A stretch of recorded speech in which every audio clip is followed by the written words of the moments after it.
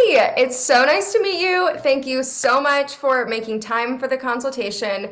It's going to be quick and easy today. I'm just going to ask you some questions to get to know you better and what you're looking to get from lessons, and then I will give you plenty of time to ask me questions too, because I'm just kind of a stranger on your Zoom screen right now. And if you're going to take voice lessons with me, I'm sure you want to know a little bit more about me too. And then we'll kind of go through your lesson options and what signing up would look like and your pricing options and make sure that we find a good fit. But before all of that, can you tell me just a little bit about yourself? Where do you live? What do you do for work? What do you do for fun? All of that good stuff? Yeah, so right now I'm about to be a junior at Ohio State in the fall. But I just moved back home for the summer, which it'll be my last summer at home. Um, but normally I live on campus. And then on campus I study English. I just got into the creative writing program this That's so semester, cool. which is fun. Excited about that because definitely I was between a couple of different things before then, so I'm kind of happy to have that figured out at this point because my advisors were like, get it sorted. And for fun, I basically just hang out with my friends.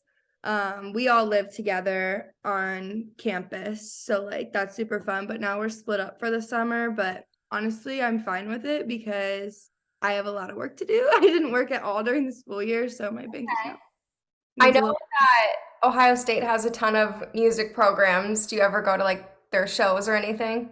I've seen a couple of, so I have a friend who does voice. Okay. I went to a recital of hers a couple weeks ago, which was cool. And I've gone to a couple of orchestra ensemble things, but never a full performance or anything like that. Okay, very cool. What is bringing you to want to take lessons right now?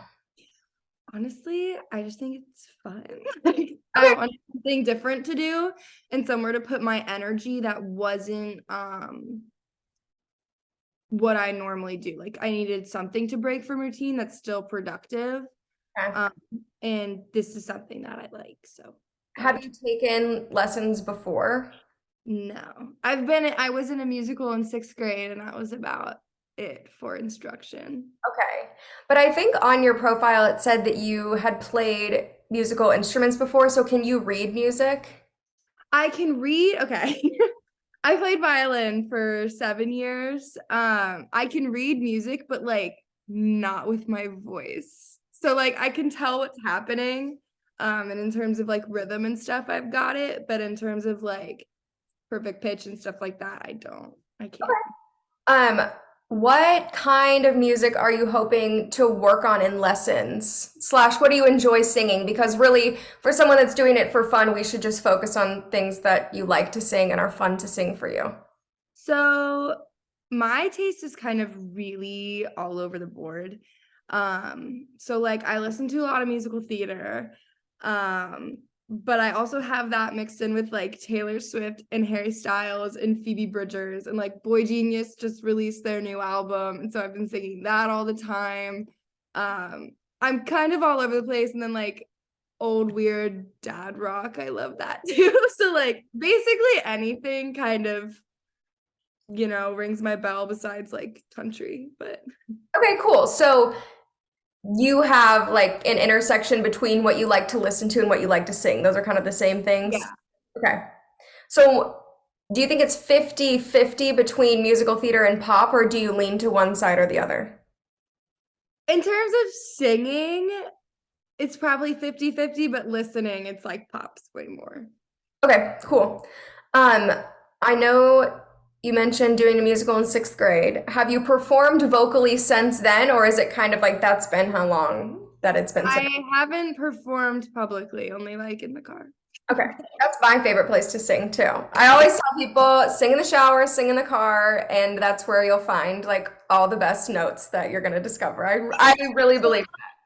I was so bummed. So quarantine happened my junior year of high school, Oh, wow. and I played club volleyball up until then, and my plan was to stop playing senior year so that I could do the musical because I really wanted to. It just like I had to do volleyball first. But then stupid quarantine, I couldn't do it. So that was frustrating. So I'm like kind of bummed that I missed my last shot to do that just like super cash, but yeah.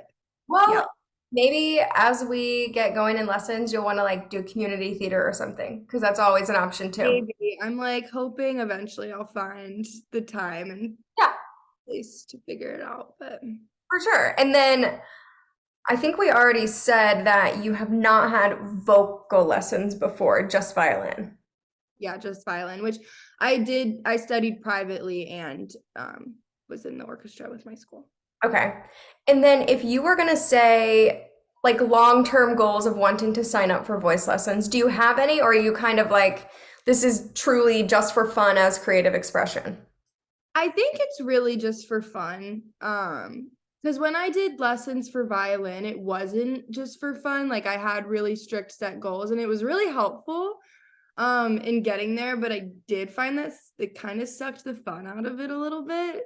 So my goal right now is to go into it with the mindset that it's for fun, and I'm hoping then that it will be a lot more enjoyable and like easygoing and just something that makes something I love to do more accessible and like healthier and Absolutely. I think that one of the things that we can talk about is healthy vocal production, because I like that's sometimes a barrier for people that haven't taken voice lessons before, where they want to be able to sing the music that they love, but it's like it doesn't feel good, and there are so many things that we can do to like make it possible and make it healthy. So that's definitely stuff that we can talk about in lessons that I think would be really helpful. yeah. Um, Last two questions, and I'm going to start with the one that's easier for people to answer first. What challenges do you have with your voice? Can you label them? First is just healthy, like especially because like musical theater stuff, obviously these people are like skilled and know what they're doing. So I'll find myself like deciding to sing Wicked or something, and then I'm like, I'm just yelling. Yelling at this point. It's not it hurts and it doesn't sound good. Like I just don't know how to like push it and not hurt myself. Do you think that healthy belting would be something that we would be interested in? Yeah. Because I feel like I've seen enough stuff and heard enough stuff that like I know what it's supposed to sound like. Like I assume it's not supposed to hurt and like scratch your throat and feel like you need water. So That is that's gonna be my biggest okay. thing. Yeah. How is pitch matching for you? Is that a problem, or is that pretty easy from what you've experienced? At least in my own ears, it sounds pretty good. If You I'm really off, no one's told me yet. People tend to know and have gotten feedback at some point in their lives if pitch is like a major problem, so I'm guessing it's probably not, but that's something that we can look at too. And then sadly, people have trouble answering this question, which is what do you like about your voice the way that it is now? That's a tough question. I think I like that it kind of has like variety.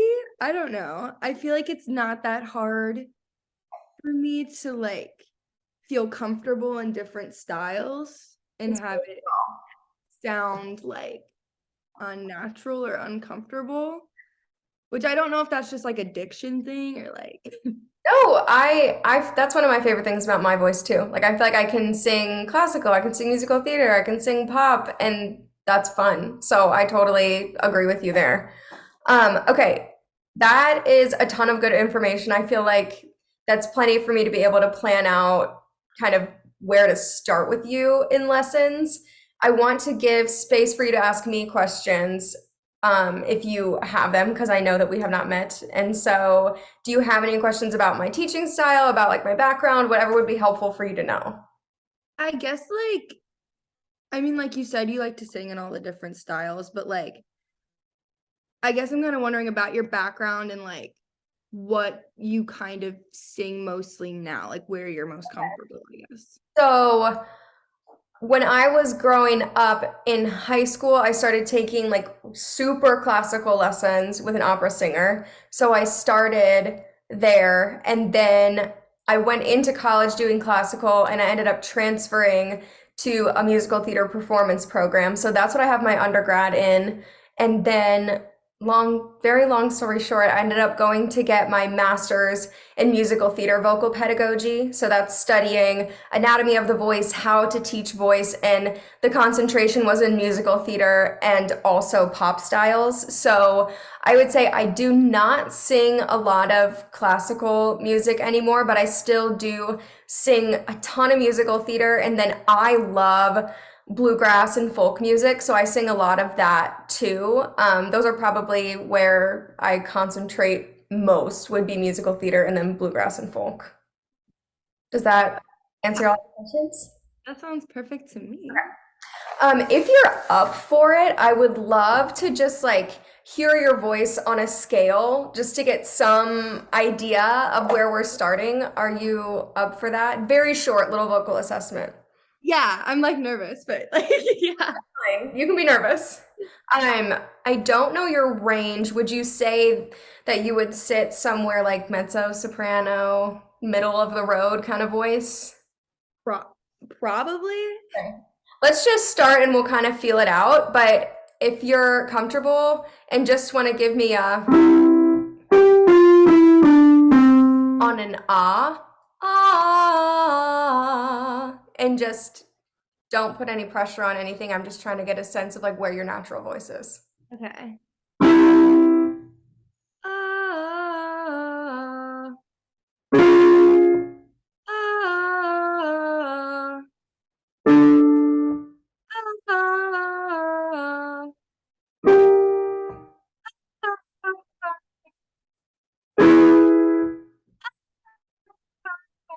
Is that starting to feel like you want to flip registers at the top? I don't know. Okay.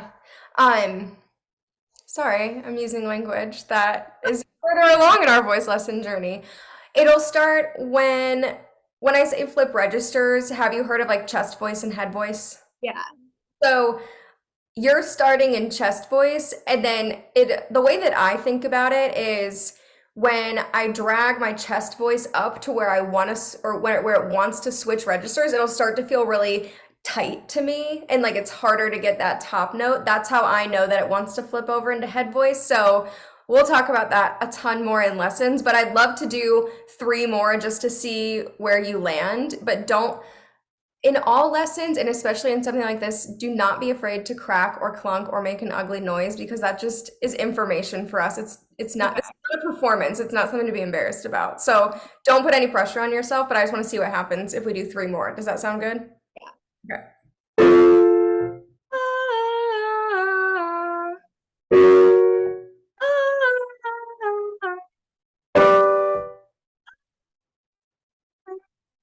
Okay, beautiful.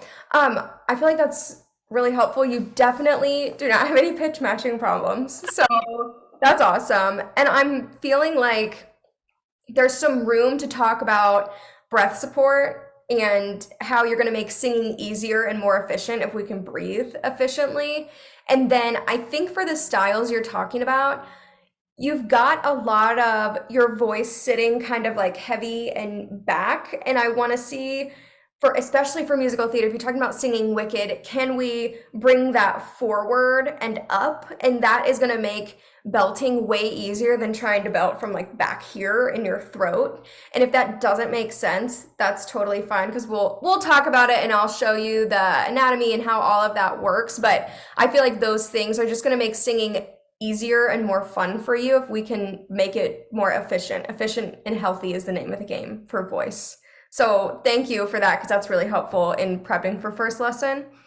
Okay, so my lessons, just so you can make sure this is a good fit, I do like a little bit of a warm up, and really most of my warm ups are slides and straw exercises. I don't do a ton of vocalises because they don't really warm you up anymore unless we're trying to like work on specific things like flexibility if you're trying to riff in a pop song or something like that. But I don't spend a ton of time on warm-ups in the lesson. I really try to spend the bulk of the time working on some type of material.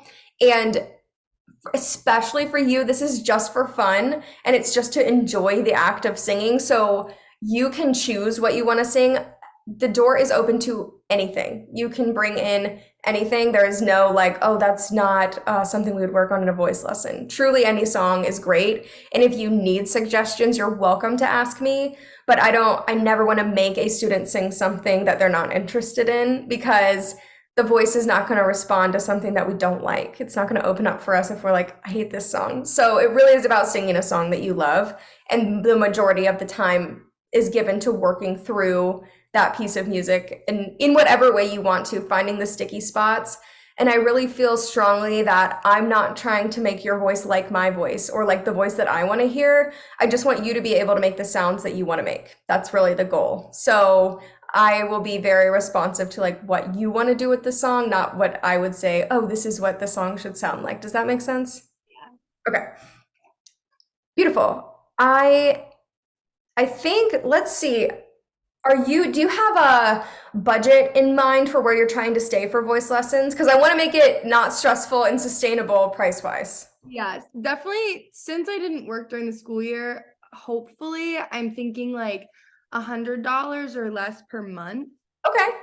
I feel like, are you comfortable doing twice a month lessons instead of weekly lessons? Yeah. Okay. And I think based on everything you're saying, we can just start with 30-minute lessons. And that's always changeable if you want to bump up to 45-minute lessons. But let's just start with the twice a month, 30-minute lessons, and we can go from there. Does that sound good? Yeah. Okay. So our tuition for our programs covers the 2 lessons that you get per month with me. And then we also offer crash courses, which are like master classes on different subjects relating to singing, acting, music industry, film industry. There's a ton of amazing classes. And then you also get access to showcases or signing up for additional group classes, which are all great if you're looking to expand on what we're doing. And then the price for your tuition, I'm double checking, would be $89 a month. So that sounds like it's in your price point. Does that sound comfortable? Okay, perfect. If all that sounds good, we can go ahead and schedule your first lesson. Okay. Cool. Okay. My schedule is pretty available. I teach most days of the week. Is there a day that works best for you? Sorry, let me pull up. You're good. Okay, I think for me, either like Mondays or Wednesday afternoons work best. Awesome. Let's do Monday. And do you want to start in May? That might be the easiest thing now. Yeah. Okay. So if we start first Monday in May at 1 o'clock, does that sound good? Yes.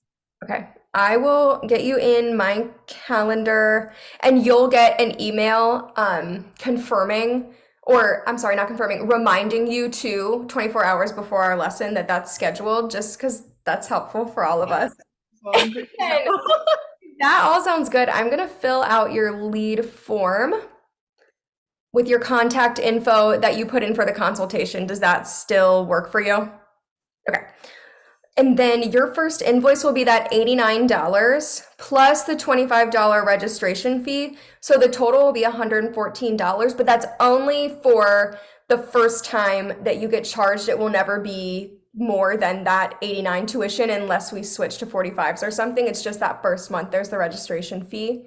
And then you're going to get an email that will have a link attached to it to sign our studio policy agreement. So that has to be signed before we start working together. After you sign that studio policy agreement, that's when your first tuition payment is going to be processed with the same card that you used for the consultation. Does that card work for you? Okay. And then the studio policy agreement is just saying that we have a 24-hour cancellation policy. And if you need to change or cancel, you need to let us know by the 18th of the month prior. And then as far as like how the invoicing goes, when it's not the month that you're signing up, it's an auto draft of the tuition amount on the 22nd of each month. So your first auto draft will be the 22nd of May for June. Does that make sense? Okay. And then once I am going to go ahead and submit your lead form, I'm going to ask you to go to that email that you used for the consultation and just make sure that you got that link. Okay. And sometimes it goes to spam if you don't see it right away. Okay. Did you send it? I just did. Okay, yeah, I got it. Perfect. Okay. And then our client coordinator will reach out to you the next business day to make sure you're all set to go, but just fill out that studio policy agreement and then just know that after you do that, that's when the first charge will be made for our May lessons. And if you need anything else, you can reach out to me or the studio coordinator, and you can always text me if you're like, I don't know what song to bring for the first lesson, like whatever you need, but if you just want to show up with a song for our first lesson, that works great for me. And I will see you on Monday. Sounds perfect. All right, it was so nice to meet you. Nice to meet you too. Bye. Bye.